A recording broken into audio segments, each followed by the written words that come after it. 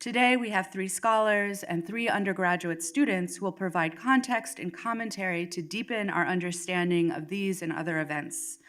And then after we've heard from all 6 of our speakers, we will open the discussion for questions and comments from you as well.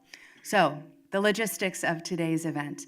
I'm your moderator, your faithful moderator. I will introduce each of our speakers with a word as well about the student who will follow them.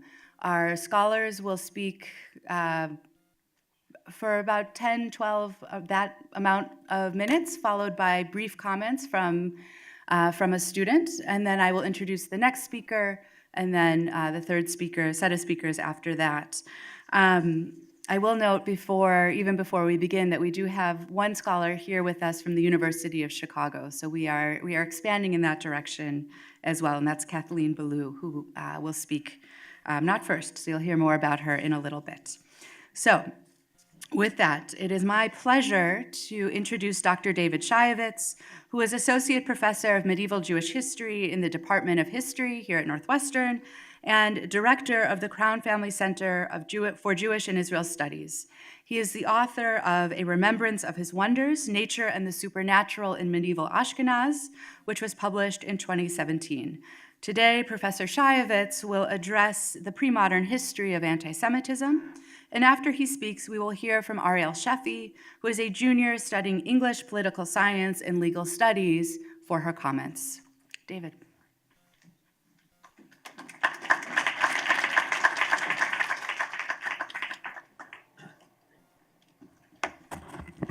Okay. Thank you so much, Claire, for that introduction, and thank you all for being here. It's really wonderful to see such a large and diverse crowd coming out on a Sunday to talk about an admittedly very uncomfortable subject. Before I started studying anti-Semitism for a living, I think I had probably a very vague and very impressionistic sense of what is and what is not anti-Semitism that was not really based on any kind of deep thinking at all. As I was reflecting before this panel, the closest analog I thought of was Justice Stewart's definition of pornography. If that rings a bell for anybody, this is a case that came before the Supreme Court that hinged on the question of what is art and what is pornography, and Justice Stewart famously said, "I can't really define pornography, but I know it when I see it." And to me, I think my, again, anecdotal, impressionistic sense was, I know anti-Semitism when I see it, even if I can't really quite put my finger on what defines it. And I want to start with a little bit of a thought experiment for all of us, which is to take a look at this image. For those of you who are sitting far back and can't get a good view of it, this is a fusion of a 6-pointed star and a swastika. Now, my initial frame of reference, my immediate gut instinct, is that this is textbook anti-Semitism. Why? Probably for the reason that many of us tend to think, because the 6-pointed star, aka the Star of David, has come to be the symbol of Judaism, and the swastika, of course, the symbol of anti-Semitism, the Nazi Party, and I don't have to reconstruct that history, I'm sure. And seeing this image within that broader framework makes sense because we encounter this sort of juxtaposition of these two images, of these two symbols, on a semi-regular basis. And I gave just a couple of brief examples here, really ripped from the headlines, of how these symbols function in dialogue with one another. So this is graffiti on a bathroom stall, where we have the crossed-out Star of David, its replacement with a swastika, and lest we think that there's any ambiguity whatsoever, Heil Hitler. Okay, so it's quite clear what this is driving at, right? This is textbook, what we might call right-wing, although I think that's a problematic term, but white nationalist, white supremacist, drawing on Nazism, classical anti-Semitism. A Jewish tombstone with a prominent Star of David at the top, defaced with a swastika. Same message, I think, more or less, or at least it reads that way. So if we are trying to figure out what is and isn't anti-Semitism, we've gone in one direction here in terms of thinking about how that test case resonates with other anti-Semitic ideas and tropes and motifs, right? White supremacist, a threat, the threat of physical violence, drawing on the history of the Holocaust. But, as I'm sure many of us already sensed, the image that we started with could mean something different altogether. What if the swastika is not being used to obliterate the Star of David and to replace it, but what if it's being used as an equation along the lines of the Star of David equals a swastika. And this, too, I'm sure, resonates for many of us if we don't agree with it. I don't know if we agree with it or not, but certainly it's a very common trope, the idea that the modern state of Israel, which, not coincidentally, also uses the Star of David as its symbol, is criticized for its treatment of Palestinians, for other kinds of political and other issues, as being veering dangerously close to an ideology of Nazism. Here's an image that makes this quite explicit. The Star of David equals the swastika, not because the swastika is something to aim for, that to try to obliterate the Star of David with a swastika because one feels positively disposed towards it, but because the symbolism of that swastika is so intrinsically negative that it's used not as a threat, but as a critique. Now, one might say that the difference between these two different versions, or these two different parsings of that symbol, ultimately come down to a distinction without a difference. And this is something that you often hear. People often talk about anti-Semitism as being the longest hatred.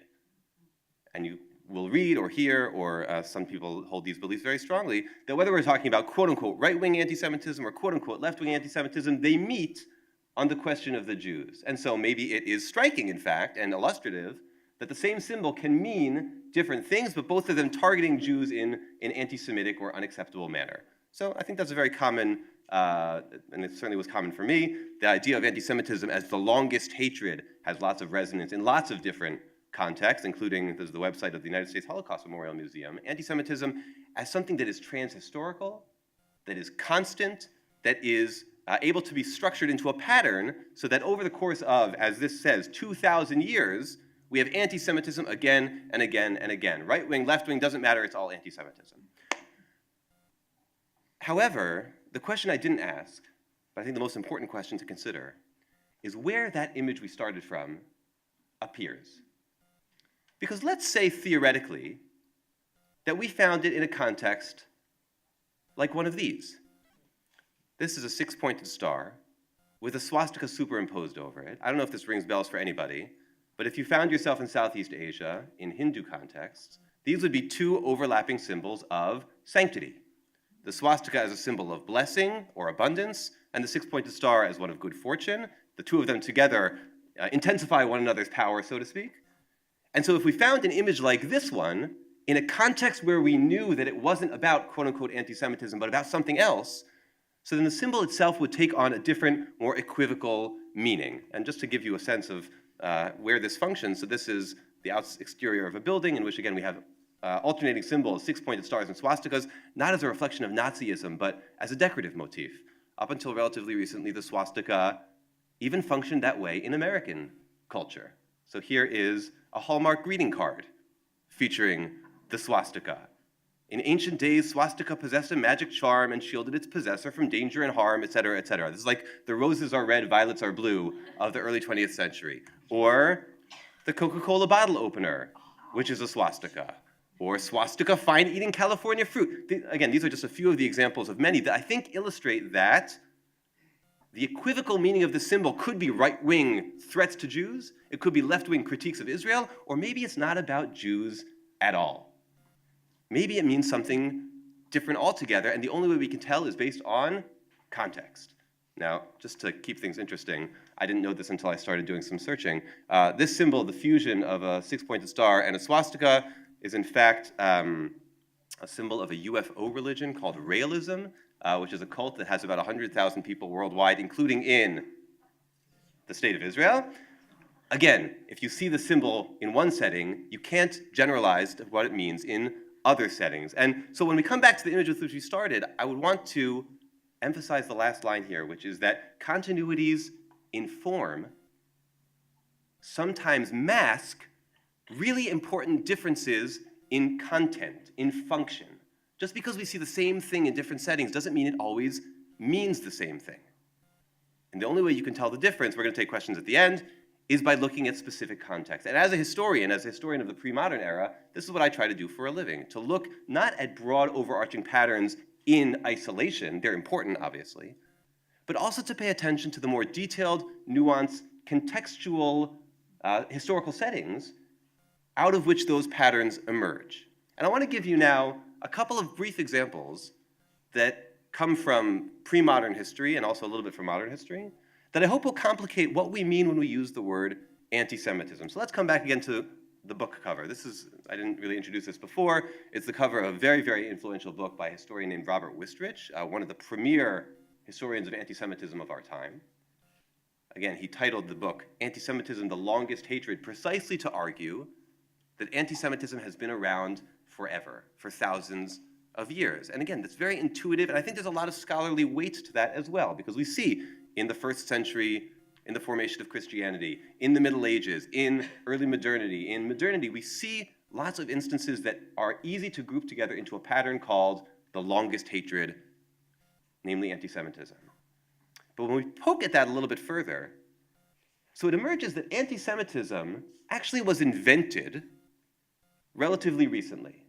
Now, by that I don't mean that people didn't hate Jews until relatively recently, just as I don't mean that we should try to recover the swastika as a symbol of good fortune, right? The swastika is tainted as far as I'm concerned, it's done.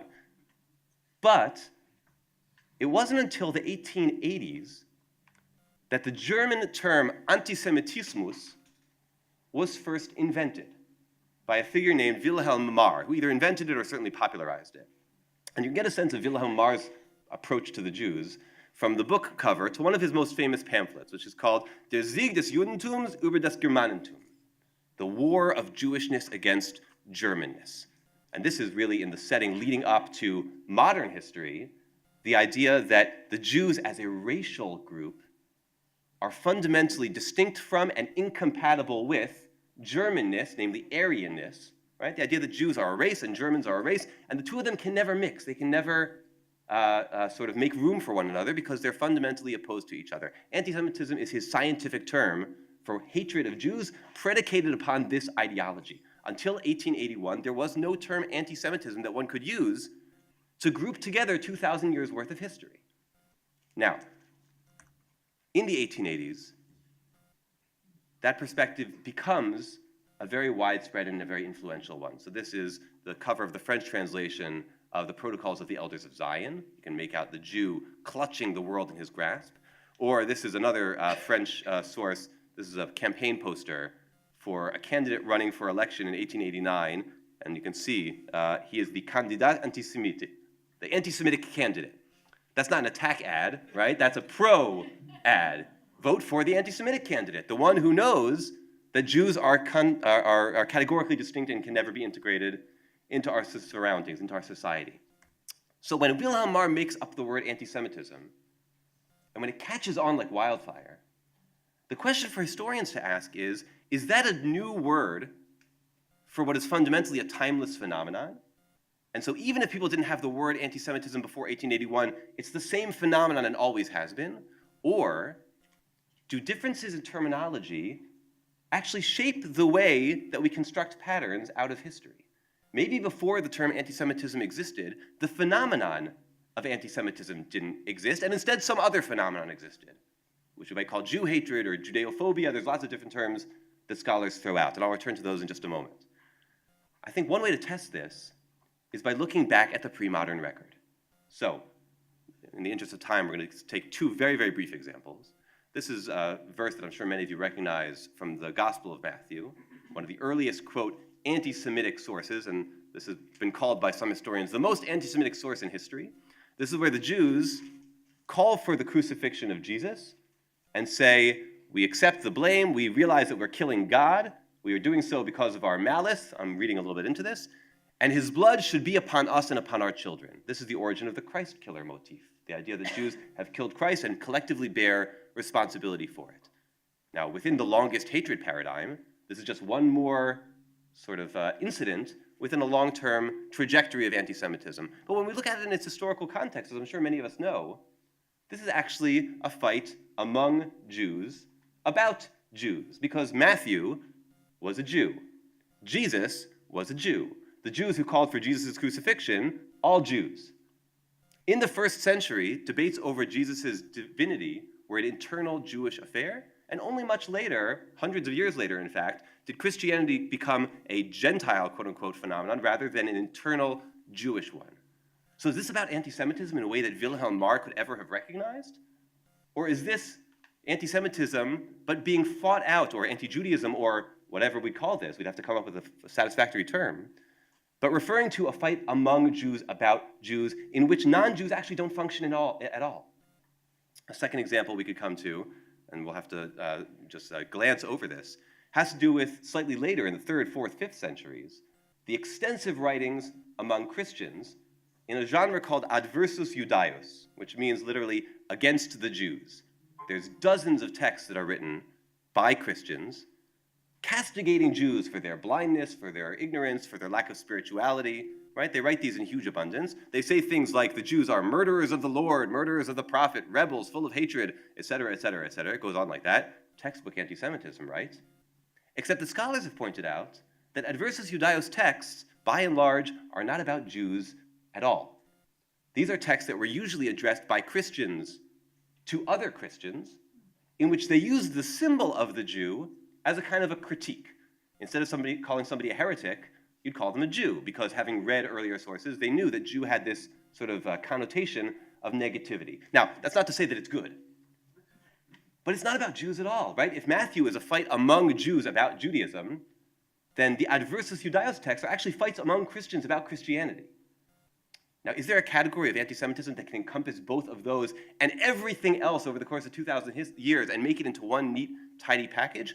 Or, as I would suggest, do we need to use terms like anti-Semitism much more carefully and make much more careful distinctions among the phenomena that we would refer to as anti-Semitism in ways that do justice not just to the diversity of different anti-Semitic attitudes, we might say, that exist today, but that also do justice to the historical record and prevent us from drawing too broad generalizations? My fear, if we focus only on anti-Semitism and don't think more carefully about other kinds of terms and therefore other kinds of definitions, is that rather than the idea of the longest hatred helping us understand Jewish history, it might prevent us from ever having to understand Jewish history.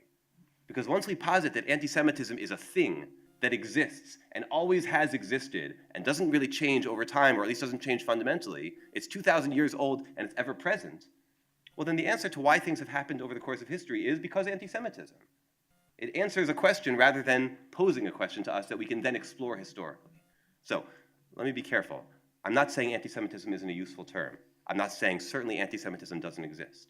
What I'm saying is that the way that we use it needs to be informed by much more careful thinking about what we mean when we say it. And different people sometimes mean different things when they say it, and certainly over the course of 2,000 years, it has meant different things to different people. And ultimately, if we want to responsibly understand the historical record, I think we need to use anti-Semitism as a terminological tool, but one that enriches our study of Jewish history rather than flattening it out. I have a lot more to say, but my time is up, and look forward to Q&A at the end. Thank you so much.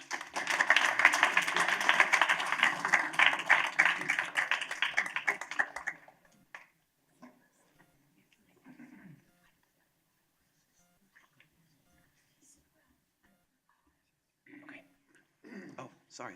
This is actually for Jess. Yeah, okay. I need slides. Go ahead. Sorry. Sure. All right. Hi, everyone. My name is Ariel. Thank you, Professor Shayevitz. That was really interesting. I think that this idea of the word anti-Semitism and why we use that word is super interesting. That last slide about anti-Semitism versus anti-Judaism or Judeophobia or all of these other options is not something that I personally had considered very much before. And upon thinking about that, I thought it was really interesting to unpack because we have all of these different forms of anti-Semitism, whether they're racially based, the kind of Holocaust eugenics area that Jews are inherently inferior, whether it's economic, that Jews control all the money in the world, whether it's religious, that Jews were the killers of Christ, all these different kinds, lots of different kinds of anti-Semitism. We're so lucky. When you think about the word anti-Semitism itself, and you have that root Semite, like what does the term Semitism actually mean? Because most of the time we don't use the word Semite to describe a person. That's not really how the term is used colloquially. But rather, at least in my experience, the main way that the term Semitism is used, or Semite, is with regards to language. You have Semitic languages. That's really how it's referenced. So it's so interesting to me that these different kinds of anti-Semitism don't really have much to do, at least on the surface, with the notion of Semitic languages. When you talk about Jews controlling the world, the idea of Hebrew or where any of these languages come from, that's not really so much involved there. So in the word anti-Semitism, you have this connotation that Jewish hatred stems in some sense from Semitic languages, but to me at least, that's not really how it manifests in the modern day. So that was interesting to me to unpack, and it made me, I don't have an answer to why that is, but thinking about that made me think of the importance that language plays in the Jewish tradition itself. When you think of the study of Jewish faith and Jewish texts, what's really inherent to that, and like all this kind of Talmudic study or whatever, is this idea that like there is so much value in words. And you have a word that could mean so many different things. And the way that we interpret that, and when you think of all these like rabbinical debates that happen, like that is what has formed this entire religious tradition that's like really inherent to religious studies and Jewish scholarship. So I think it's so interesting that you have this term anti-Semitism, where its manifestations don't really have much of anything to do with Semitic languages, and yet it hits on something that's so important to the Jewish faith itself, which is like so incredibly based in language. So these tensions that have evolved from anti-Semitism don't have much to do with the Hebrew or Aramaic languages or anything that informs our text, but our faith itself actually does. So that made me consider, given the sort of like abstract nature of the term anti-Semitism and how little it really seems to have to do with the physical manifestations of itself, what does that mean in terms of the distance that exists between the term anti-Semitism, when we call something anti-Semitic, and we ourselves as a Jewish people? And when you think about all the different kind of anti-Semitic things that have been happening lately, like most recently in politics, you know, claims from certain political people that Jews are responsible for advocating for foreign allegiances to other countries, Israel or whatever, all these different kind of things, or at least like in my own personal experience, I've had experiences where I was like applying for some position and I was asked like how as a Jewish person I could, you know, advocate for certain voices given that Jews are so rich and powerful, those kinds of things.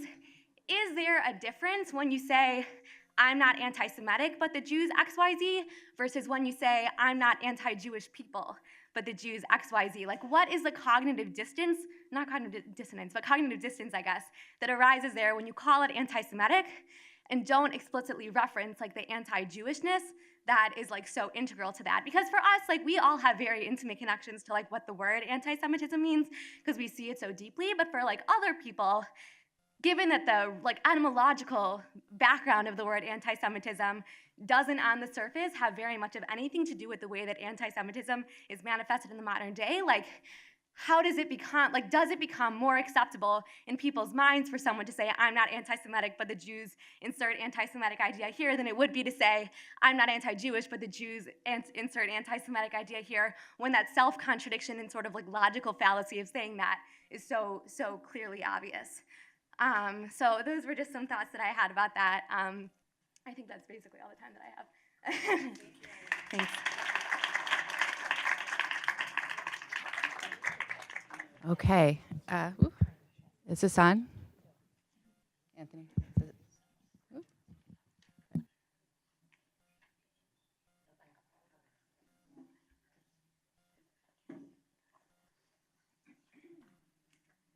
Okay, I thought I would simplify things by introducing from there, but sometimes our technology works for us and sometimes we work for our technology. Our next speaker joins us from the other side of the city. Dr. Kathleen Ballou is Assistant Professor of United States History in the Department of History at the University of Chicago, where she is also affiliated with the Center for the Study of Race, Politics, and Culture. She is the author of last year's book, Bring the War Home, The White Power Movement in Paramilitary America. Today, she will address the relationship between anti-Semitism and white nationalism, and her words will be followed by comments from senior Jess Schwab, a student in the departments of History and Spanish and Portuguese. Please excuse the book jacket. I don't have new postcards for you for the paperback, so that's the book. Hi, thank you very much for coming out on a Sunday afternoon to discuss difficult things. It's lovely to take a weekend and be with people who care. And thanks too for having me back at Northwestern, where I was a postdoc and very much enjoyed my time. So my research is about the white power movement from the aftermath of the Vietnam War to the Oklahoma City bombing in 1995. And I should just note before I begin that I am going to be using some images and language from this movement in my presentation today, so you're ready. I want to begin with last October. We've already summed this up a little bit, but a gunman entered the Tree of Life synagogue in Pittsburgh and killed 11 people. And news stories about this immediately adopted a narrative about a lone wolf attacker, someone who was a single madman radicalized by the internet. Commentators kind of across the spectrum worried about this new online radicalism and what it means that people could be provoked to violence via their computer screens. But the Tree of Life shooting was not just the act of a lone madman, nor was it an act of exclusively anti-Semitic violence, and I'll talk more about what I mean by that. And before I begin, let me just say, certainly anti-Semitism represents a current in this person's ideology. And certainly anti-Semitism, as we've heard, brings with it centuries of understanding and rhetorical tools and scholarship that we can use to make sense of phenomena like this. And my aim here today is not to undermine the many ethical and historical reasons that support kind of a specialized analysis of anti-Semitism, but instead to urge us to think about the way that perpetrators of events like this understand what they're doing. Because what we have in the modern period is people who are acting not only from anti-Semitism, but also from a sort of broad and flexible ideology that combines many different currents of hatred. In short, the Tree of Life shooting was animated by white supremacy, anti-Semitism, anti-feminism, and anti-immigration, and by a coherent sociological and ideological force that we can understand as the white power movement. This movement and its violence, by the way, are not a recent problem. This is not a problem of Twitter or Gab or Facebook. Actually, this, or even with websites like Stormfront, which went online in the mid-1990s. This movement was using early computer network technologies as early as 1983-84. So we need to think about this as a group of activists who are several generations into these incredibly effective online platforms. Now, a lot of people talk about this as white nationalism, and I want to make an argument today about why we need different language.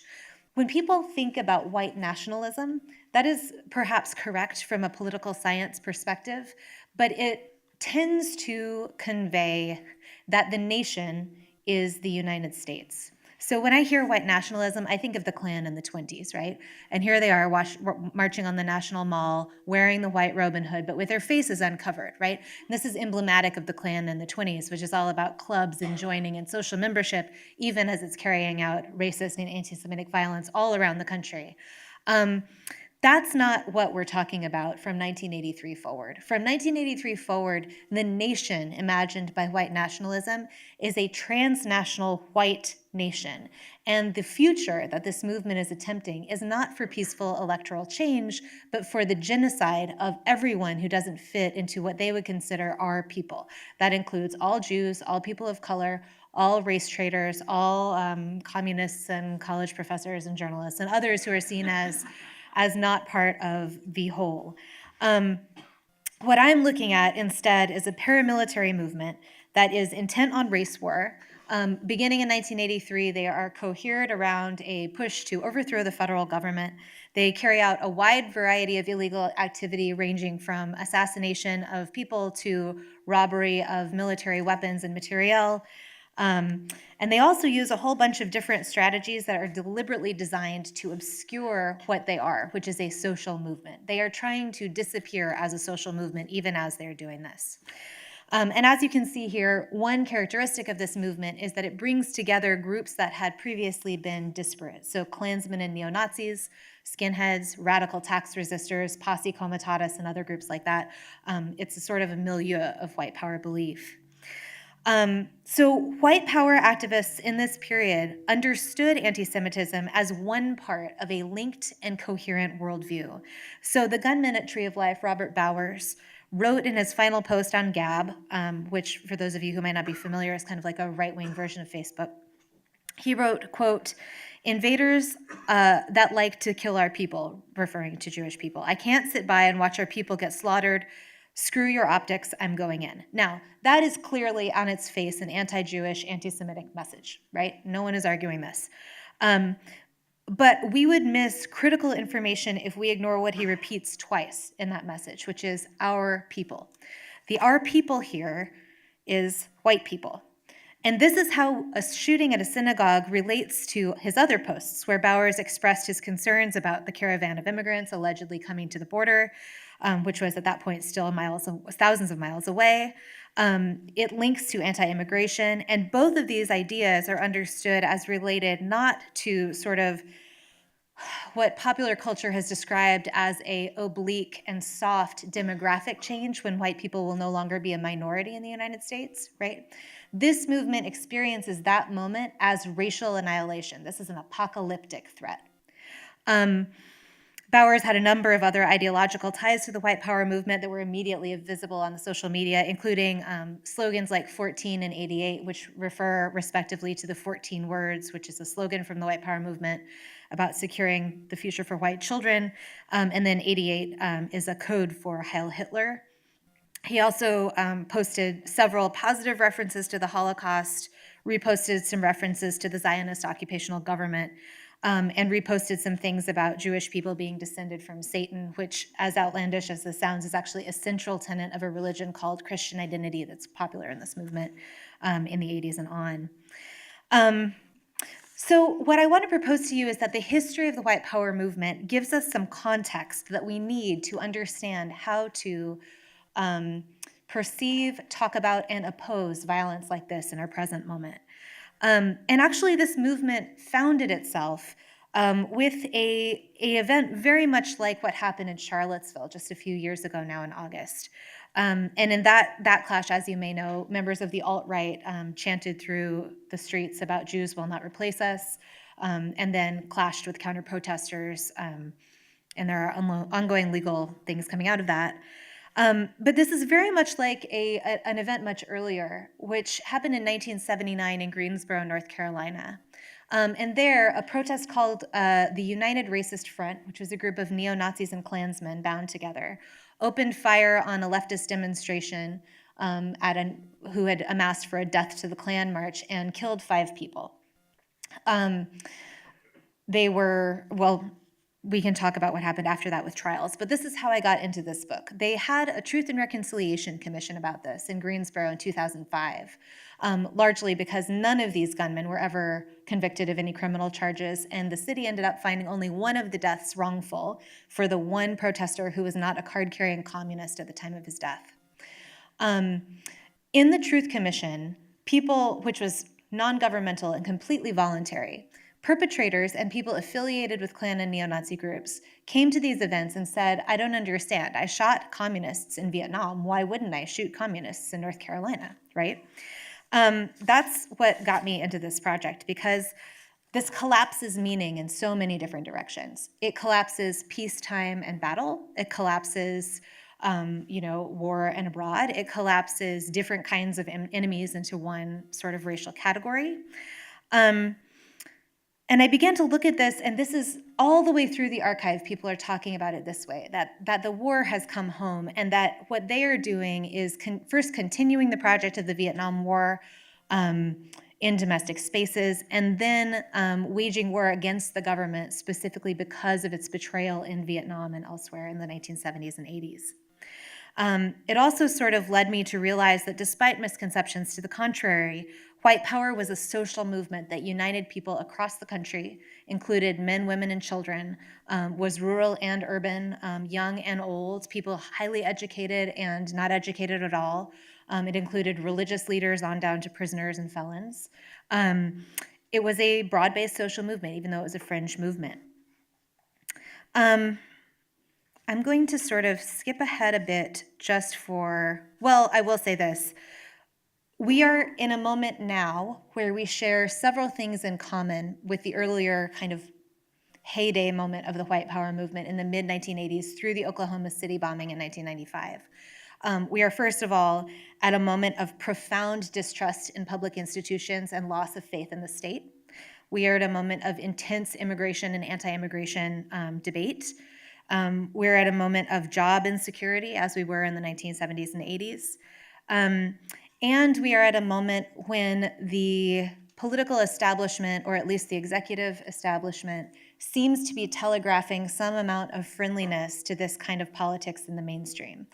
It is worth noting that the last time this movement turned violent and declared war on the state and began to amass serious weapons was not under a leftist administration, but was under Reagan's second term in 1983.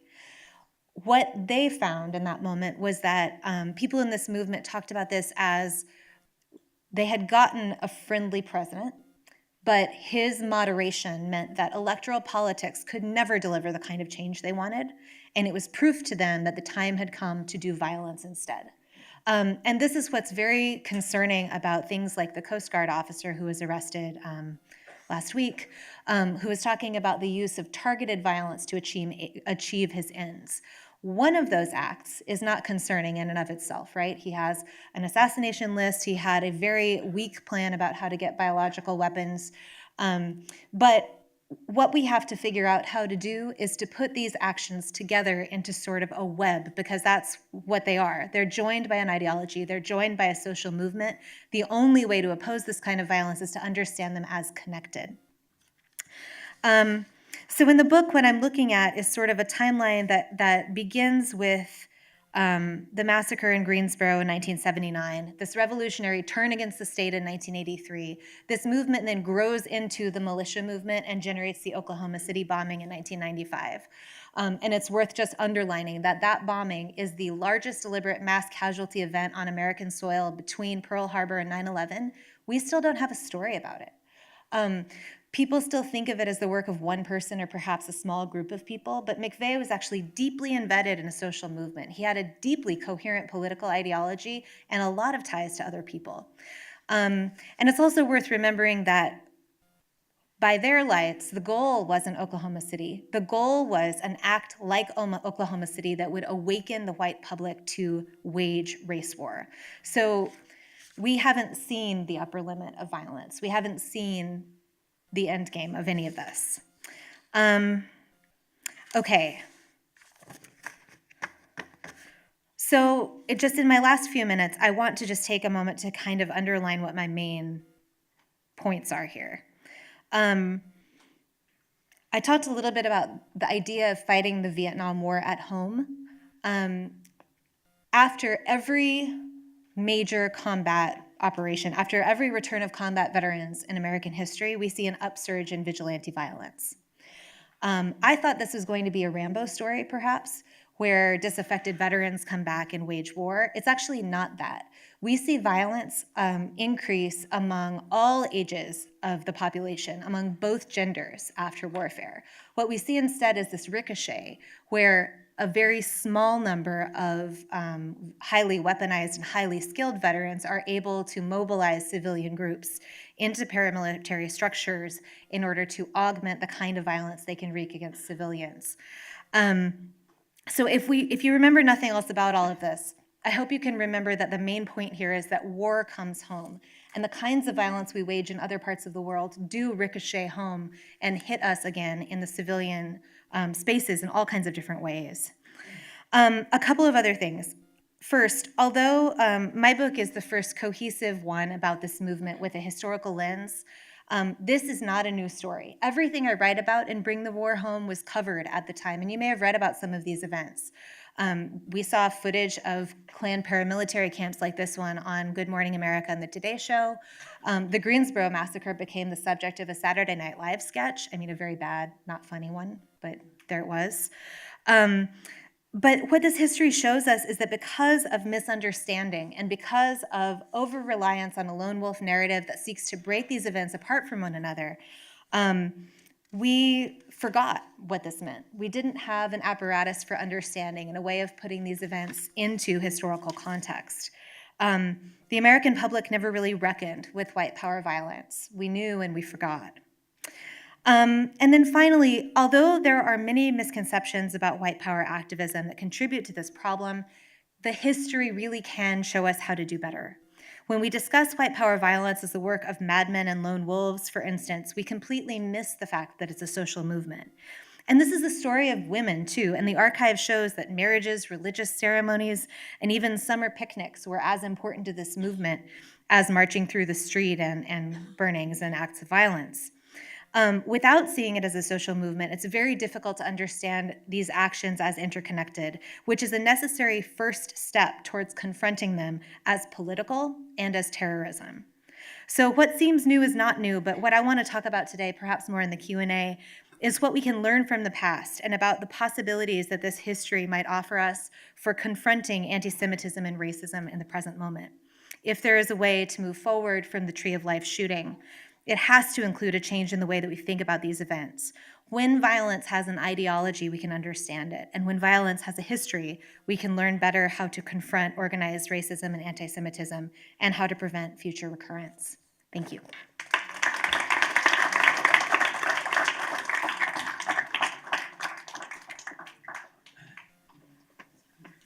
Hi, everyone. My name is Jess, and I'm going to try to figure out how to plug this in. Okay, so what I'd like to do, and I'm glad Ariel mentioned this, the importance of text study and looking at words. I'd like to take a look at two different texts that might help us understand this question of how white supremacy and white nationalism are related to anti-Semitism.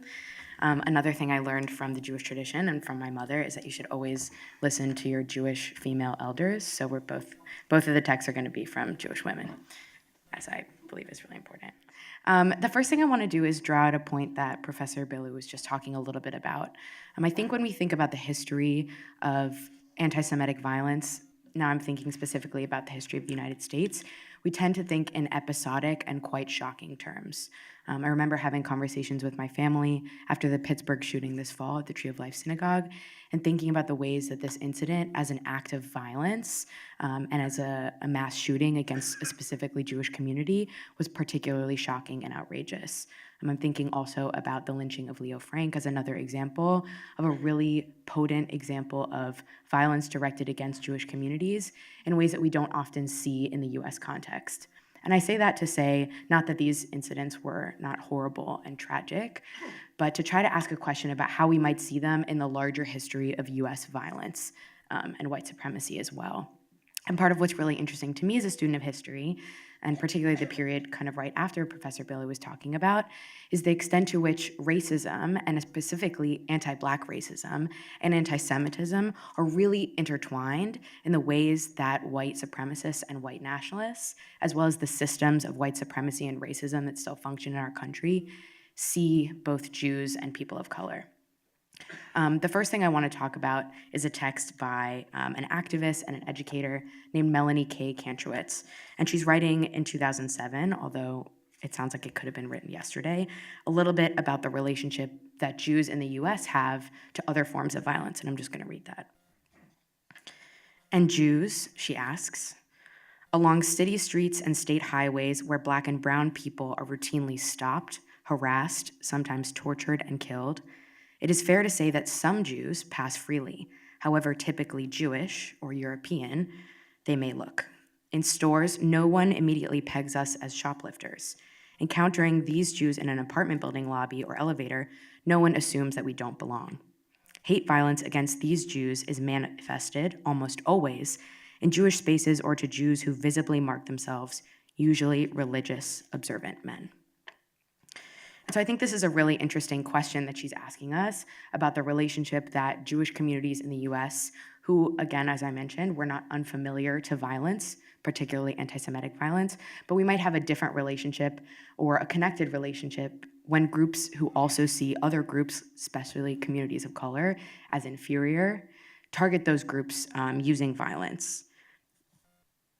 I want to read the next sentence that she goes on to say in a second.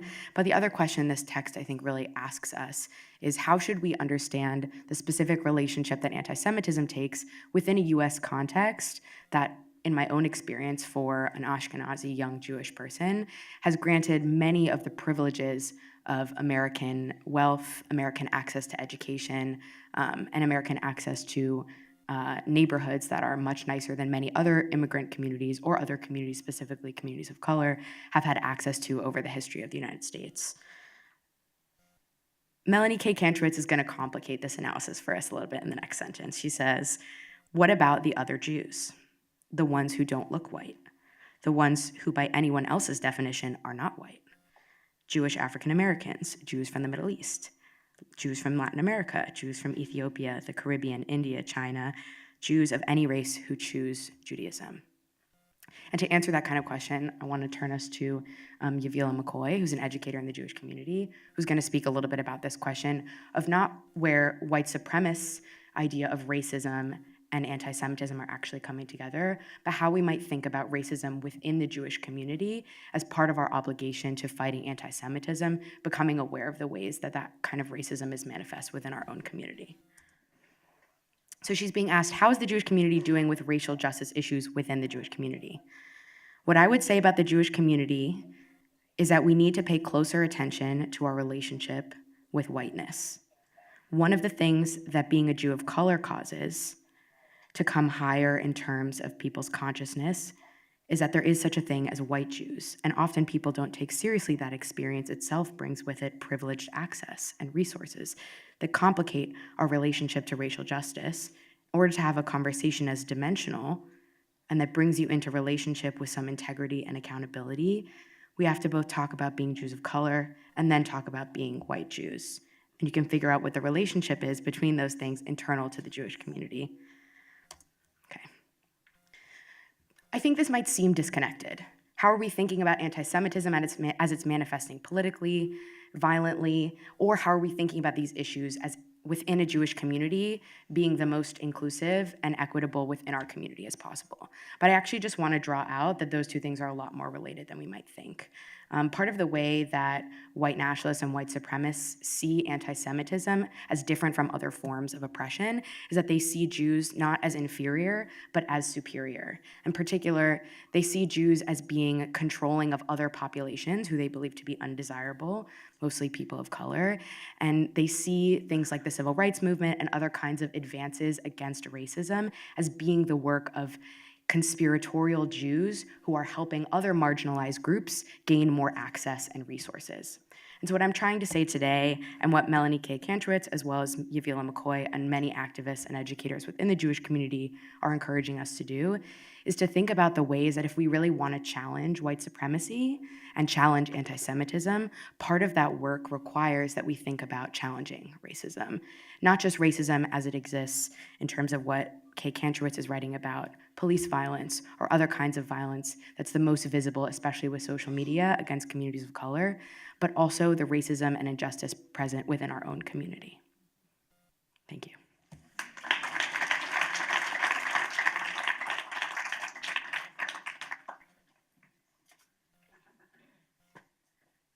Okay, thank you. Our final speaker or set of speakers, our final scholarly speaker and then commentator. Our speaker is Dr. Sarah Hirschhorn, who is visiting assistant professor of Israel Studies at the Crown Family Center for Jewish and Israel Studies here at Northwestern. She is the author of the 2017 book, City on a Hilltop, American Jews and the Israeli Settler Movement.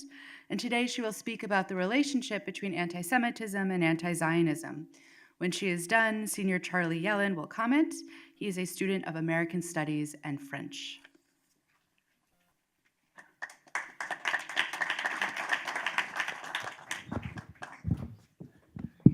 I don't have a PowerPoint, so if it's all right with you and you can hear me well enough, I think I will speak from here. Can everyone hear me? Okay. I hope your lunch has settled by now because we are now entering perhaps some extremely thorny territory of trying to speak about the relationship between anti-Zionism and anti-Semitism. And I do believe that we're at a very dangerous and very polemical moment when it comes to thinking through these thorny issues. Certainly in some quarters, we see a conflation of these terms that for some groups, both within and outside the Jewish community, there's a sense that there is no line of division between anti-Semitism and anti-Zionism. On the other hand, I think that there's those who want to make that distinction very clearly, especially, frankly, for considerations of political correctness when these lines are increasingly being blurred And we can see that very much in our Rip from the Headlines news today. If I was going to open the newspaper in 2018, and surely those of you who read,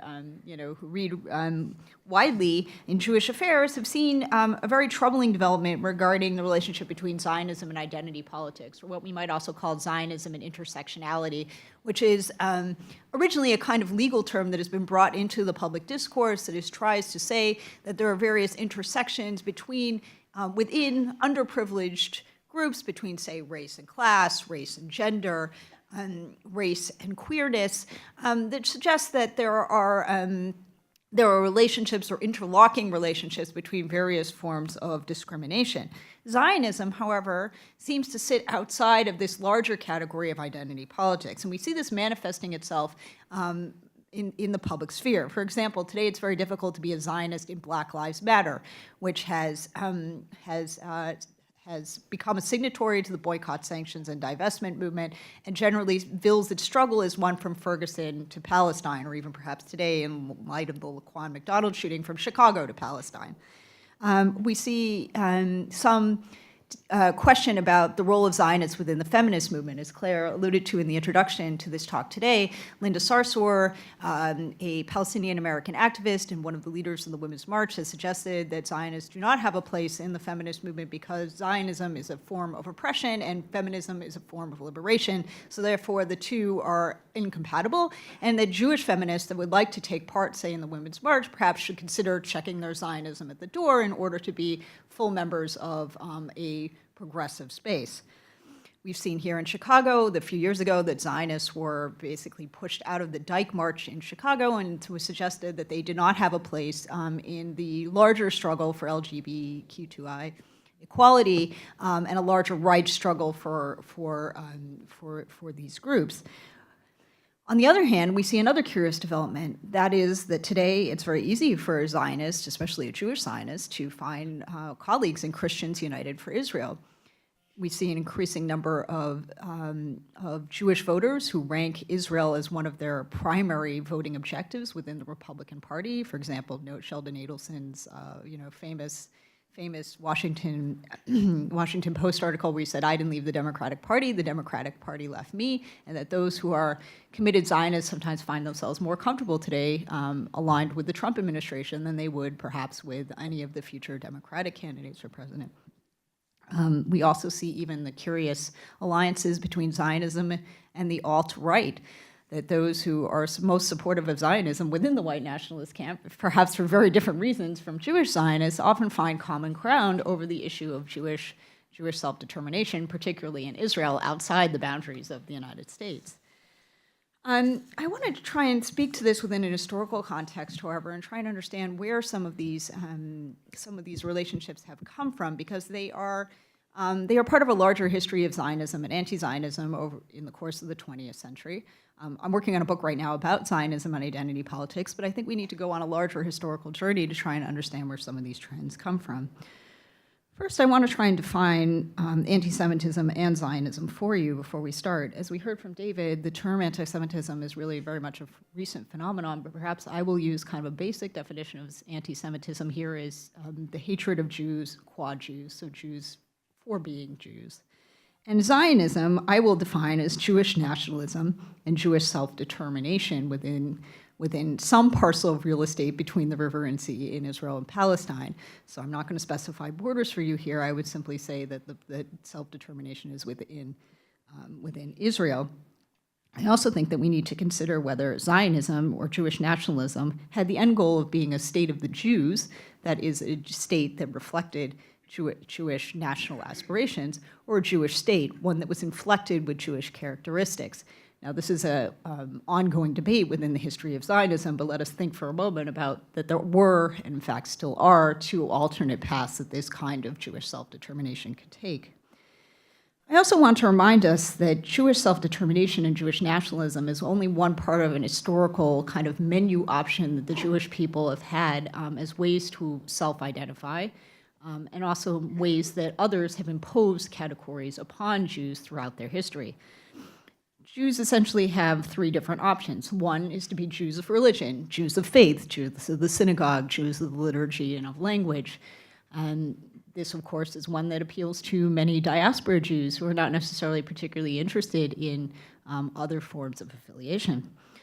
There's the concept of Jewish peoplehood, one that proposes a kind of transnational and even transhistorical understanding of a sense of a Jewish people that has nothing to do necessarily with where you live or what language you speak, or even what kind of form of the faith you might identify with, but one that posits that there is a larger imagined people across the world.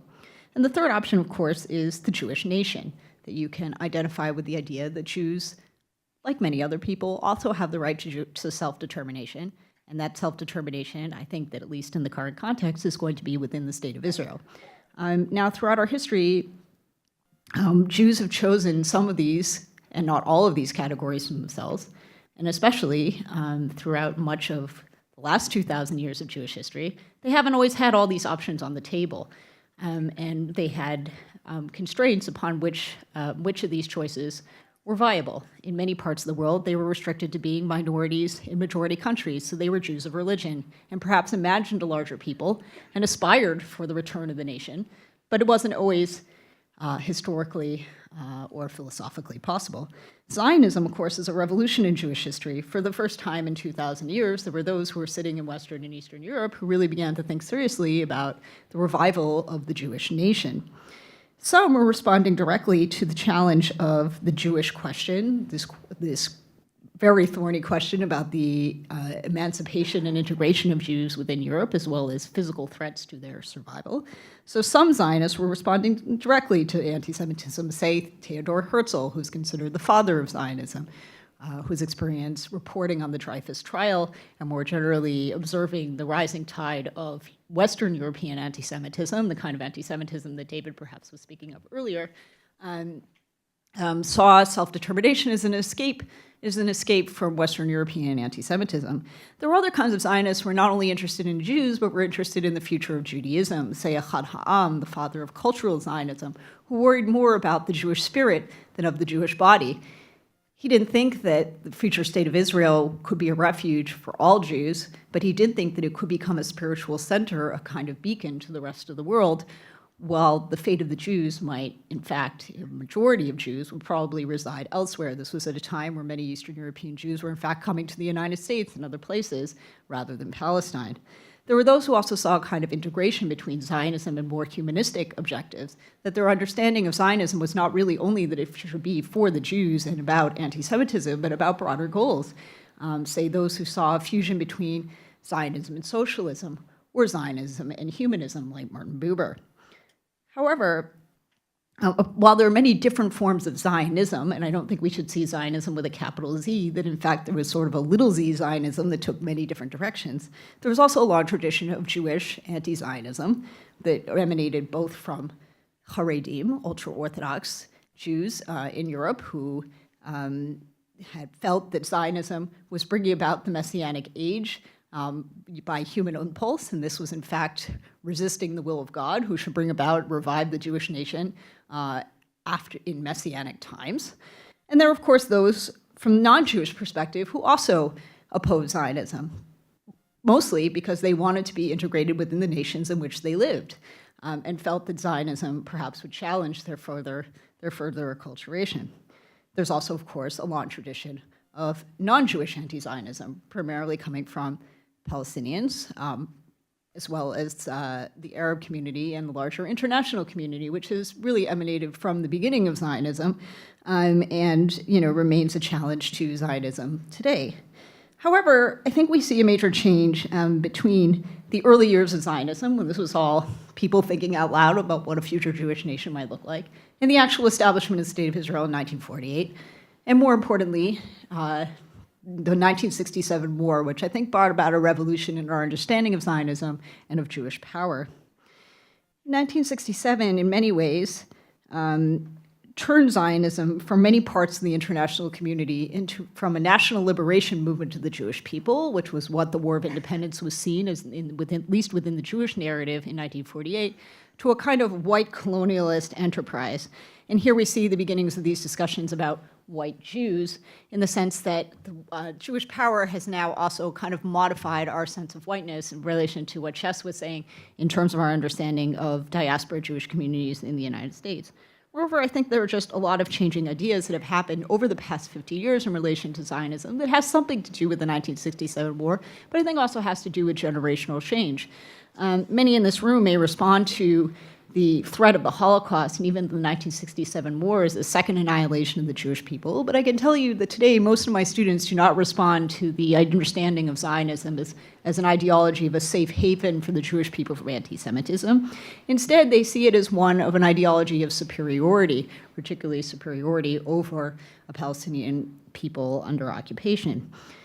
Today, many of the new generation would say that Zionism, as much as it may be an ideology of national liberation, is also coming at the expense of others, and that self-determination inherently seems to involve the denial of rights to other groups. Or, more simply, as you see on Twitter or on other kinds of social media, Zionism has been entirely flattened by today's generation into something that looks like hashtag settler colonialism, hashtag ethnic cleansing, hashtag genocide, hashtag evil.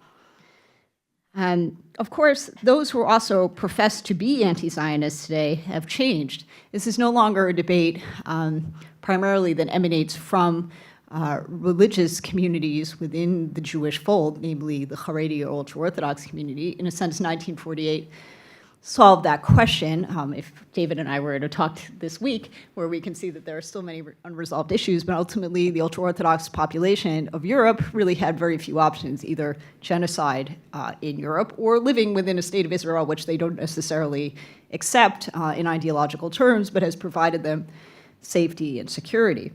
However, anti-Zionism today seems to come mostly from the left. There's certainly a generation within the Jewish community that espouses an anti-Zionist discourse. We're seeing new groups on campus, for example, Jewish Voices for Peace, or If Not Now, that are questioning the role of Zionism in their upbringing and their understanding of what their identities will be, especially those who want to be active in a progressive space. Today's Palestinian camp has much more access to public discourse than in previous generations. We might remember that, the Palestinian National Movement has undergone many changes over the past 50 years. And today, despite schisms between what we might call secular Palestinian nationalism and religious Palestinian nationalism, they have far more access to tools of political affairs, and certainly the boycott, sanctions, and divestment movement, which has become a global movement, has added to their voice. Last but not least, with the failure of the peace process and 20-odd years of ensuing violence, the international community has certainly taken a stronger stance regarding the future of Palestine and their views on Israel's responsibility toward Palestinian self-determination. What I think most of you are here today for, though, is to really find out where I think the rubber meets the road in terms of anti-Semitism and anti-Zionism. And I guess I will speak in a personal capacity here, though one that I think is informed by my historical understandings of both of these concepts. I hear a lot in the public sphere being discussed today about Israel's right to exist, dual allegiances, Israeli human rights violations, Israel as a settler colonial state, Israel as a country of a state religion. And all these things, frankly, are true. However, where I think we need to be careful is when double standards are being applied to Israel that are not being applied to other countries. It is very valid to be concerned about Israel's human rights record, about what the meaning of a state of the Jews being transformed into a Jewish state means, and what responsibility it may have today regarding the emergence of a state of Palestine. But what I think I get concerned is when those activists who call out things about Israel but don't seem to have a whole lot to say about other nations of deep concern. For example, you might take the case of state religion. That was a matter that was brought up in terms of Israel's nation-state law in November, which was a law that basically was a second kind of basic law. Israel doesn't have a constitution, so it was another kind of important sort of statutory law that was supposed to be a complement to Israeli law about democracy that basically enshrined Jewish settlement and Jewish symbols as part of the state of Israel. And this, of course, triggered a lot of protests from non-Jewish minorities that live within the state of Israel. It's valid to say that there is a question about having a state religion, but we should also remind ourselves that Israel is not the only country that has a state religion. I just returned from living for 5 years in the UK. The Queen is both the leader of state and also the head of the Church of England. I can point to dozens of other countries outside of the Arab world, many of which have Islamic republics, that have state religion. Now, if we have a question about whether we should have a strict division of religion and state, as we profess to have in this country, I think that's a valid discussion. Where things get more tricky is when Israel is perhaps identified as the only country with a state religion that's problematic. I could likewise say the same about settler colonialism. Settler colonialism is a feature of the state of Israel today. In fact, Israel, we can say, in its modern history, is that of a settler colonial project. But so is the history of most modern democracies in the Western world, including the United States and Canada. So perhaps we need to be more careful in thinking about what features Israel has that make it particularly problematic as opposed to other nations. Likewise, the question of the right to exist, perhaps the most difficult term we hear thrown around on a regular basis. It's valid, I think, and many historians of nationalism today have questions about the state system, whether the state system is working, whether there is such a thing as civic nationalism. Is nationalism inherently a violent concept? Should we get rid of the state system? These are discussions that are happening around the world, particularly the entrenchment of nationalism in some parts of the world and the disestablishment of nationalism in the others. But I think it's difficult to have a conversation to say that Israel does not belong as part of the state system unless you're willing to say that the state system itself is inherently flawed and that there should be no states at all. At the same time, to also argue for Palestinian nationalism while you are arguing against the idea of the state system entirely. So what I would ask for is more consistency in these debates. And where I think the rubber meets the road, frankly, is when there is a lack of consistency. It's a valid and important discussion to have about the history and politics of the state of Israel today, about many of these issues, and the features that Israel in particular brings to the table in illuminating both theoretical and practical considerations. But I think when Israel is the only subject of discussion, perhaps we might think that there is something else going on. So I think I want to leave my comments there, but what I would ask from all of us is just not to flatten these discussions, which I think has been the theme of all three of the presentations and that of our student respondents today, and to think more clearly about what these terms mean, what both historically and in their contemporary context, and where they might go for the future.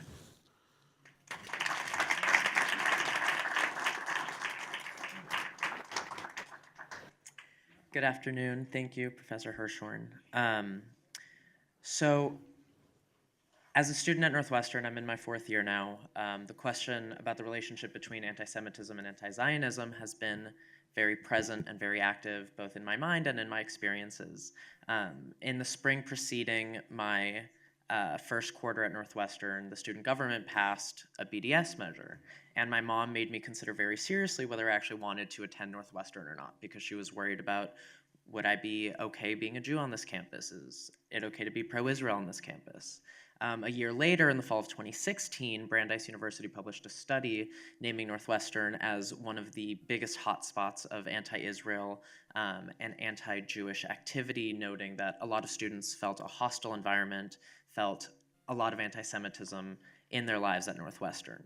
Now, what I would like to underline as a student here is that even though there have been a lot of these very vibrant moments of anti-Israel and anti-Jewish activity, I have not by any means had an experience of being afraid of being a Jew on this campus or being afraid of having my voice heard as a pro-Israel student on this campus.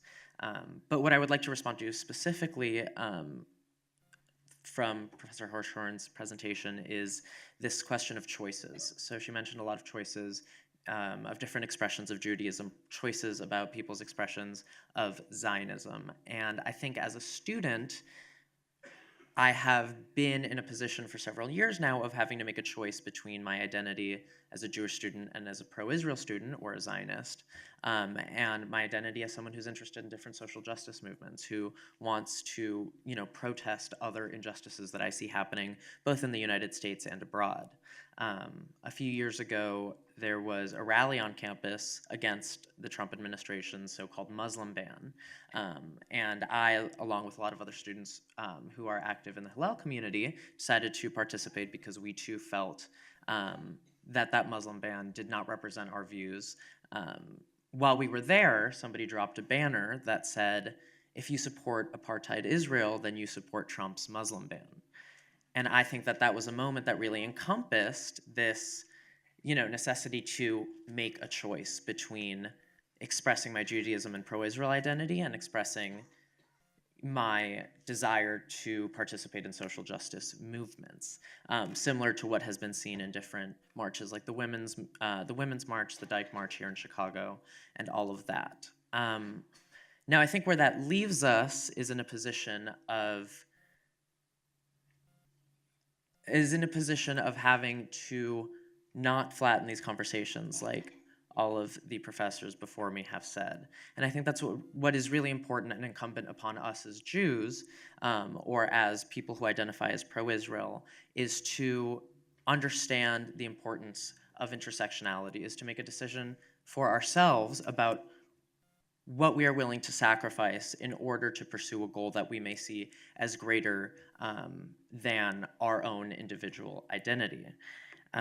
Something else I would also love to talk about is the conflation of these two terms, of anti-Zionism and anti-Semitism. I have struggled with the distinction between the two a lot. I have, at some points, found myself thinking there is no difference between anti-Zionism and anti-Semitism. If you don't believe in a safe haven for the Jews, you don't believe in the survival of the Jews. I've also found myself in another position saying that, of course, you can be critical of the state of Israel and be critical of the Israeli government and not be critical of the Jews as a people. And I think that the actual relationship between the two lies somewhere in between these two. And what that points to, I think, is this atmosphere of ultimatums that we find ourselves in today. You are either one thing or you are the other. There is no in between. And I think that since a lot of other people don't seem to be willing to have that discussion and to kind of try to break down this ultimatum, it is incumbent upon us to do that both within our community and then take that discussion outside of our community and have a conversation that's based on values rather than on ultimatums. Because at the end of the day, whether or not we agree with different things that the Israeli government is doing or different stances that prominent people in the Jewish community may take, I think we're likely to find that if we approach these conversations from a set of values rather than from a set of ultimatums, we're going to find a lot more common ground than we expect. Thank you.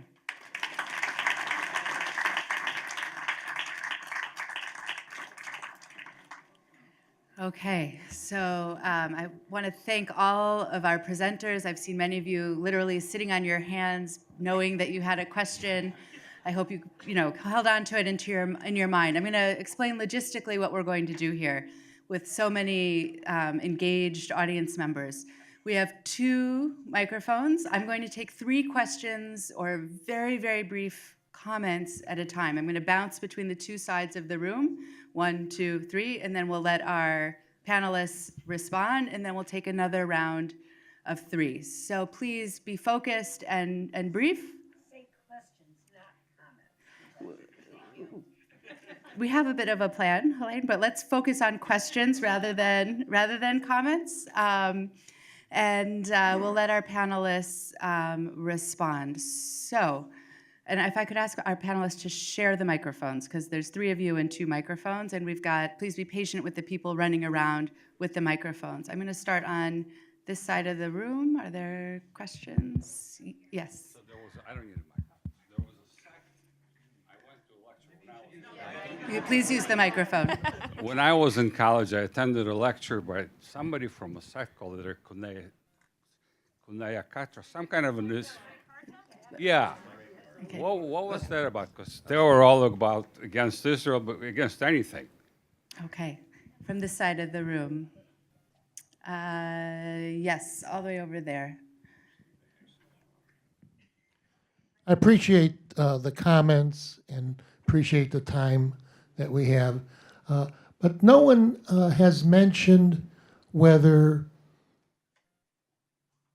personal spirituality can inform your personal positions on these issues.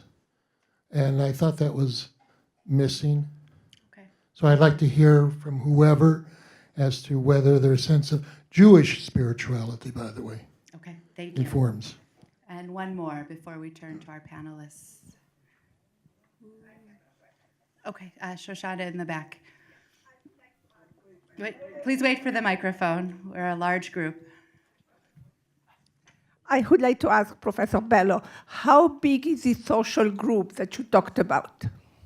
Okay, fantastic. I will turn it over if you guys want to jump in and respond. I think Kathleen will put you on the spot maybe since it was a straightforward, factual question. That is a straightforward. Okay, so wait. We're on a different mic thing now. Can you hear me? Yes. Okay. The answer is that it is very, very difficult to count at different historical moments. But I think that the way to think about it that helps us to envision what's happening is through sort of a series of concentric circles at any given time. So this is a fringe movement. It is a small movement. In the period of my study, we're talking about around 25,000 people in the inner circle of this movement. Those are people who live and breathe and devote their whole lives to this cause, right? And this really is everything from marriages to church services to rides to and from the airport, all happen inside of this circle. Outside of that, there's another, say, 50,000 people who don't take that level of participation, but who regularly attend rallies, buy the literature, go to parades, things like that.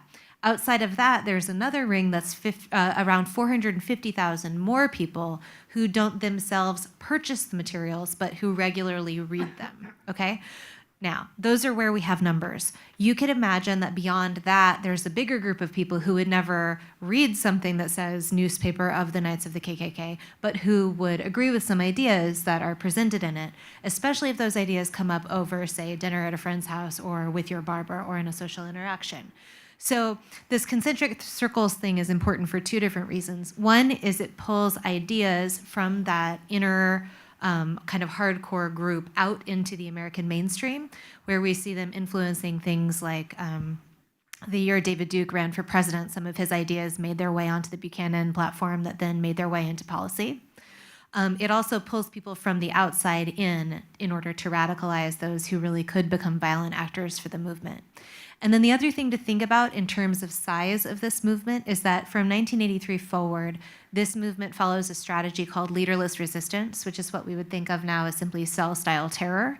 The idea is that single actors or groups of actors are going to act in common cause, but without direct leadership orders coming from the top somewhere. They adopt this strategy mostly because of frustration with informants in the civil rights moment. There's a lot of FBI agents getting into Klan groups, making people angry. And also, of course, to stymie court prosecution. But the bigger legacy of this is that the movement itself disappears from view. And under leaderless resistance, membership numbers tell us a very different story than they would if this were a mass movement, right? Because leaderless resistance, they're not trying to turn out 3,000 people for a march. They're trying to turn out 24 people who are going to become cell actors. So what that means is that the comparative size of the movement is actually a very bad barometer for violence. So I think that the group that you encountered at this speech that you attended was the Neturei Karta, who are a fringe ultra-Orthodox sect that, like some of the earlier challenges to Zionism in the pre-state period, believe that that Zionism is essentially a sinful effort on the part of human beings to bring about the Messianic age. It's a corruption of Judaism, a corruption of the Torah, a corruption of divine commandment to basically patiently await the apocalyptic moment. And this group goes around and has made some unlikely bedfellows. You probably have seen photos of them campaigning in Iran, under Mahmoud Ahmadinejad, because they share the common cause of feeling that the state of Israel is a human imposition that is an unwanted entity in the Middle East. Now, however, there are many other groups who share that vision coming from other directions, and you occasionally see the Torah Carta protesting alongside them, but their understanding is very much a Jewish critique of Zionism. However, you can see them making common cause with those who come from outside the Jewish community in making an anti-Zionist argument. To say something about the question about personal spirituality, I just want to refer back to some comments that I had made earlier that Jews have always had the decision about where they see what they see Jewishness and further the religion of Judaism being. Is that strictly being one of religion? Perhaps we can say one of personal piety and personal spirituality. And understanding a second choice might be peoplehood, and the third would be the nation. Now, Jews in certain times and places have been able to choose freely from this sort of multiple choice menu of ways of thinking about themselves. And there were some that would say that, personal piety and spirituality is enough. And in fact, peoplehood and nation are an obstruction to personal spirituality. There were those, perhaps Charlie might be one who was trying to voice these sentiments, that would say that being a Jew of religion alone was not enough, that I also identify as a Zionist and perhaps a member of the Jewish people. And in fact, being restricted to only being a Jew of religion and being forced to only act as a Jew of religion in certain spaces in order to feel welcome is really denying me these other aspects of my Jewish identity. So I guess I would say that personal spirituality can function in different ways for different people. But one of the questions we see about anti-Semitism and anti-Zionism today, I think, is the question of whether Jews should be restricted in certain progressive spaces to being only Jews of religion, Jews of, pietistic Jews, in order to be able to be active in a progressive space. So I'll say a word. Oh, that's really loud. I'll say a word as well about that last question that Sarah addressed, the question of personal spirituality. But I also want to just flag the fact that anybody who wants to weigh in from our students should definitely do so as well. I'll preface my own remark by saying there's a not so well-known text by a very well-known modern thinker, and that's Jean-Paul Sartre, famous French existentialist philosopher who wrote a book called Anti-Semite and Jew, or it's translated as Anti-Semite and Jew. And his argument actually was less philosophical and more sociological. And he argued that the content of Judaism, if you want to figure out what a Jew is it a member of a nation or of a religious group or a people or something else entirely, that all those definitions miss the mark. Jews are people who are designated as such by anti-Semites. Right? That the content of Judaism becomes whatever is imposed upon Jews from without. Now, I find that to be a very productive way of thinking, although intensely problematic. And definitely not, sort of satisfactory to me from a spiritual perspective.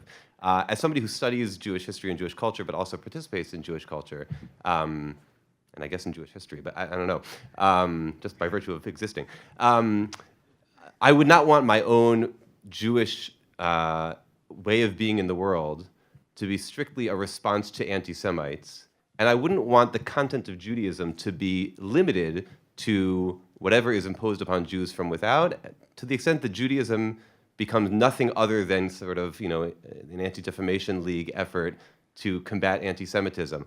I'm not saying that isn't of value, and it can be the sole definition for an individual, but I wouldn't want it to be the sole definition that is out there, or the sole resource that's out there for people to think about Judaism. Here on campus, and in my view, the role of a Jewish and Israel Studies program is to give access to all the multiple different ways of being Jewish that have meant something for people in past eras and in the present, whether that's study of Jewish texts, whether it's study of Hebrew, whether it's Jewish philosophy and culture, or humor, whatever it might be. And not to limit, as Sartre would have it, Judaism to a response to the anti-Semites, but to actually have a positive content there, both for people's own spirituality, if that's the direction they choose to go in, but also sort of in the smorgasbord of possible Jewish identities that are on offer to people in the present. Anybody? Jess, do you want to jump in? Yeah, come on up. Just to this question of spirituality, I'm glad that Professor Hirschhorn was mentioning this spirit of debate and of discussion and internal conflict within Jewish communities as being not just a part of our religious tradition, but also our history.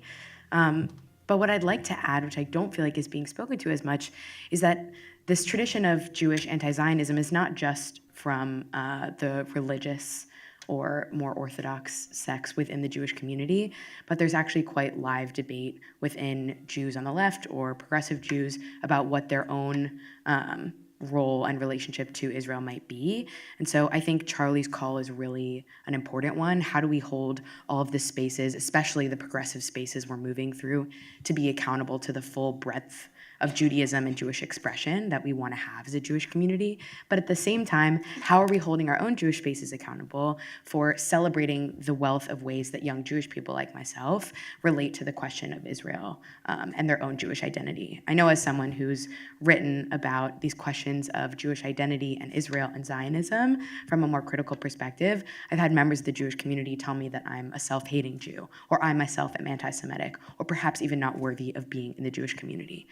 So I think my own commitment to this spiritual questioning and engaging in debate from a place of love and hoping to learn within the Jewish community also pushes me to think about how are we holding ourselves to celebrate all Jews' forms of answering this question of how they're going to relate to a question about Zionism and a question about their Jewishness.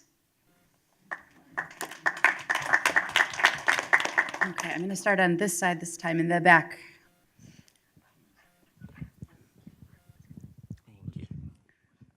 Okay. Can everyone hear me okay? Yeah. Great, okay.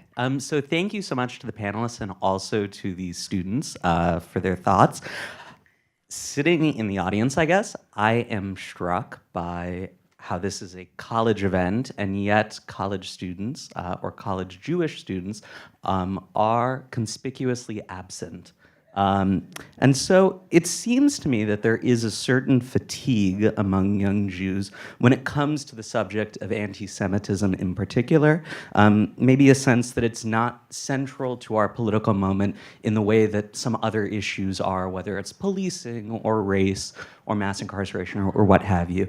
And so I wonder for the students who offered thoughts today, if they think, in fact, that Jews are minimizing their Jewish identity when it comes to the discussion of anti-Semitism, and if so, what that sort of disposition might sort of engender or cause down the line and also sort of within our communities in this particular moment.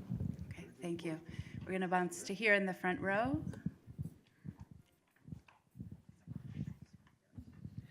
Hi, thank you so much for all of your great thoughts today. And I have a question of wanting to take a big step back, like look at this in a really broad way across history.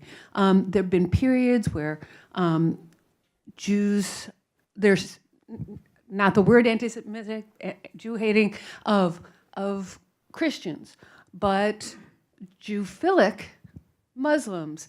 And it, not being a historical scholar myself, there seems to be this undulating. And I wonder about what are the underpinnings that define that to have as a lens on what's going on now. Okay, thank you. And let's stay here in the front row. I'd like to pose a historical question. For those born after May 8th, 1945, which I'll call the modern era after the Holocaust, we have a great increase in interfaith Jewish marriage. We have to factor in the fact that the Tree of Life incident, I think, is the end of a watershed in American Jewish history, because during the 1930s, you had Father Coughlin spouting anti-Semitism, and nobody went into a Detroit area synagogue and killed anybody. So the question is the great threat to the American Jewish public far more from the white supremacist group who are armed, and the other factor is the fact of how many people can get their hands on guns and how that factors into acting out their anti-Semitic attitudes. What is your thoughts about that? Okay, so we'll pause now for some answers. The students with the Oh, students, yes. So, yeah. I forgot that's where we started. Do any of you want to come up? So speaking to your question about, Jewish students and where are they, I think that which may read as apathy is actually more. I think fear is too strong of word, but apprehension to engage in these conversations because a lot of students feel, at least in my experience speaking to my peers, I don't know enough to talk about why I like Israel, or I'm not Jewish enough to, enter this conversation. And I think that, like that which I referred to earlier, comes out of, this having to make a choice. And I could choose to enter this difficult conversation where I feel I may not have all the requisite knowledge to, win this argument, or I could have an easier afternoon and just study for my midterm, or make some dinner. So I think what's missing is a level of confidence.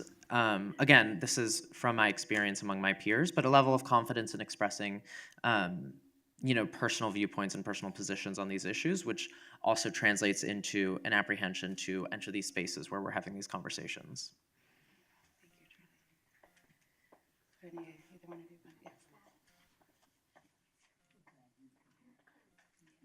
Yeah, I would also just add to that. I think that, as I'm sure many of us know, college students have a lot going on, and at a certain point, you do have to make certain choices about which issues you feel are most important to be present for. And not to say that people don't think anti-Semitism is important, but I think that most students would probably agree that anti-Semitism is not like one of the most pressing issues facing this particular campus. There are definitely anti-Semitic events that occur.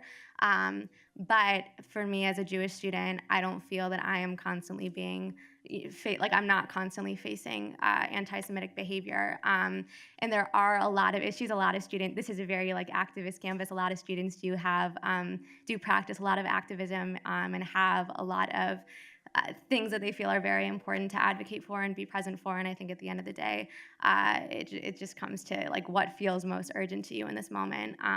And kind of living within this Northwestern bubble, I think that anti-Semitism doesn't always make the cut, especially given that in some circles, the term anti-Semitism can be tinged with well, are you saying that your oppression is more important than other kinds of oppression, and that kind of prioritization, as well as those questions of being within this campus, given that most Jews, since we're not facing that constant oppression, is it more important to levy our time elsewhere where there are other things going on that perhaps deserve our attention more, and other groups who within this physical space of Northwestern's campus need people to be advocating for them. So I think maybe that sort of answers that a little bit. Yeah. I just want to chime in on that question just for a moment to say that we always try to invite and welcome students to our events. I'm 99.9% sure they aren't going to hear other scholars talk about other issues on Sunday afternoon, but that we are competing for their attention with many other things. I want to really praise our student speakers. We had actually a long list of potential students to ask, but the first 3 that we asked responded yes with enthusiasm. They had meetings either in person or over the phone with the professors ahead of time. They really prepared. And sometimes maybe it takes a personal invitation, but our students are engaged with questions that matter on our campus and in the world. Okay. Yeah, please. Sorry, Jess, I didn't mean to. Okay, really quickly. Okay, I want to respond to Dan's question with a story, a brief story, I promise. I'm from Washington, D.C., and I went to Addis Israel Synagogue since I was a very young preschooler in the Gan Hayeled preschool, and stayed in Hebrew school all through 12th grade, which to anyone who knew me in high school was absolutely shocking. The last seminar-style classes that we had as 12th graders in Hebrew school at Addis Israel were all about how to prepare to be a Jewish student on a college campus. And what this didn't entail was a kind of question like this. What does it mean to be a Jewish student? Do you want to engage in conversations about Israel or about anti-Semitism or about Jewish history? What these seminars were fear-mongering. They said, you are going to be scared. You are going to be scared all the time as a Jewish student. You're going to be persecuted as a Jewish student. If you're a Jew and you want to be on the left, it's going to be very hard and very scary for you. As my fellow students have spoken to, that is not the case on this campus. For all intents and purposes, Northwestern, for myself as a young white Jewish student, has all of these wonderful things to offer, and very rarely does it feel like there's an element of fear based on the identities that I hold. What I think that story tells us is a little bit about the generational gap that I think you were speaking to in terms of numbers, but I actually think is about narrative. What are the ways that we as Jewish communities don't often gather in spaces like this to talk across generations about what it means to talk about anti-Semitism?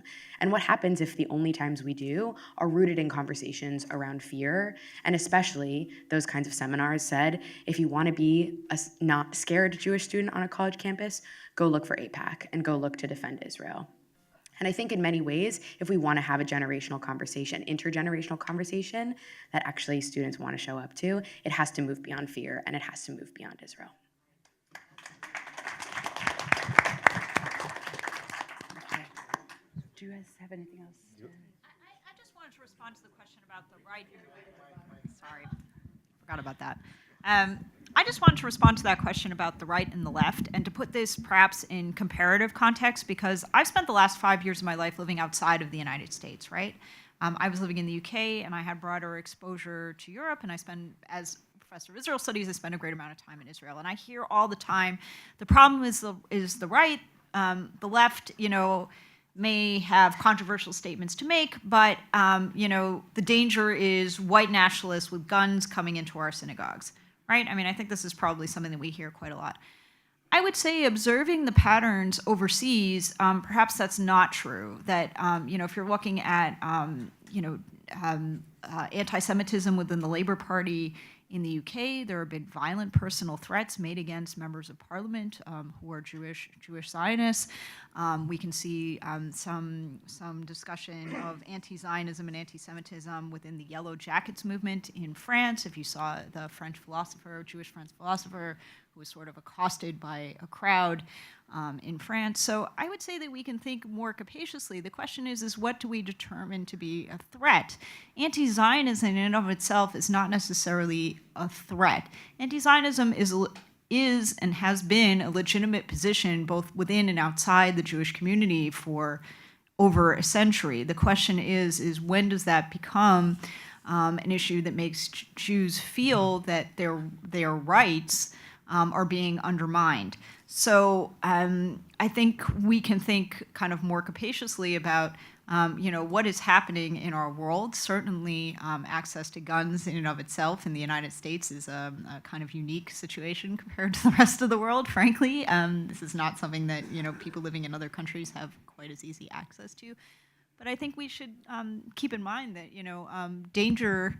And again, I respond to Jess's comments. We shouldn't only be speaking about dangers to Jews. We should also be thinking about opportunities for Jews.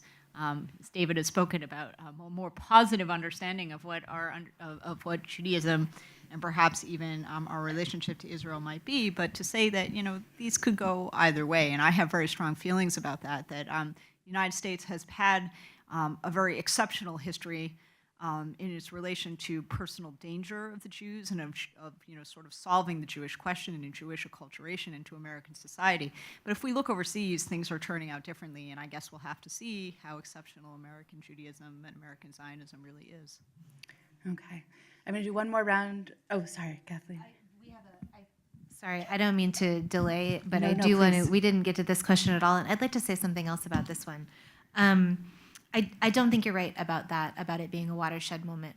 The only way that the Tree of Life is a watershed moment is if we isolate it from all of these other actions that are being motivated by the same ideology and carried out by the same people using the same weapons, and often against Jews. So in my book, I'm just off the top of my head, like the assassination of the Denver radio personality Allan in the 80s, the shooting of a Jewish daycare center by Buford Furrow in the 90s, the bombing of the synagogue in Bloomington, those are all carried out by the same movement.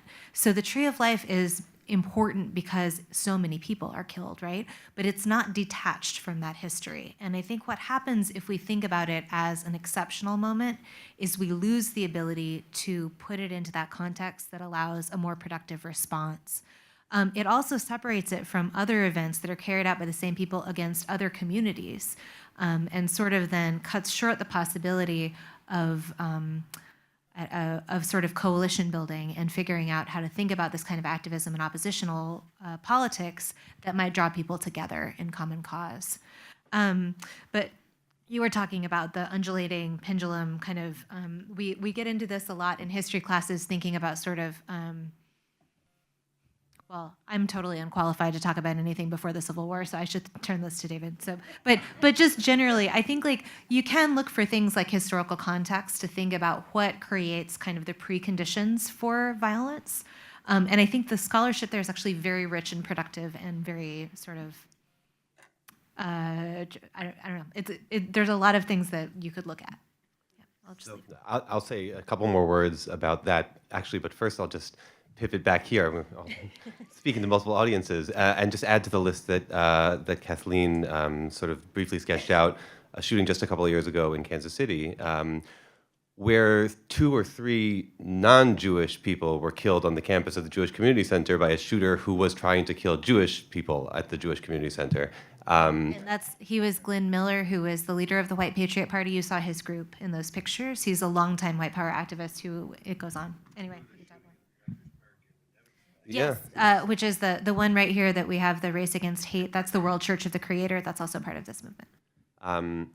With regard to historical narratives, this is a really great question that I teach a whole course on. So I'm not going to take you through 9 weeks now. But I will just say that I think on the one hand, you're absolutely right that we can trace sort of clusters of ideas and events that do differentiate different periods from one another, right? So at certain periods, the center of gravity of anti-Jewish violence does seem to be Christian Europe. In other periods, other parts of the world, trying to sort of associate that with the difference between maybe Christian context and Muslim context, or the difference between different kinds of governmental structures, right? There's lots of ways to cut that about why things happen the way they do.